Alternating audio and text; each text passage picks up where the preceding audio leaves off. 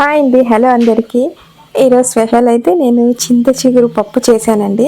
ఇప్పుడైతే చింత చిగురు సీజన్ కదా, సో ఇది ఈ సీజన్లో మాత్రమే మనకు దొరుకుతుంది అనమాట. వేరే టైంలో అయితే అస్సలు దొరకదు. నాకైతే ఈ చింత చిగురు అంటే చాలా ఇష్టం అండి.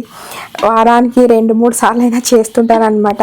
ఒక్కొక్కసారి పప్పు చేస్తాను, అంటే ఆకుకూరలు వేసి చేస్తాను, ఆకుకూర లేకుండా కూడా చేసుకోవచ్చు.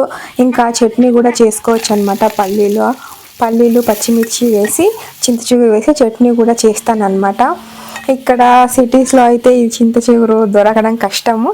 మా అమ్మ వాళ్ళ ఊరు వెళ్ళినప్పుడు కొద్దిగా ఎక్కువగా తీసుకొచ్చేసి ఫ్రిడ్జ్లో పెట్టేసుకొని వారానికి 2 సార్లు అలా చేసుకుంటాను అనమాట.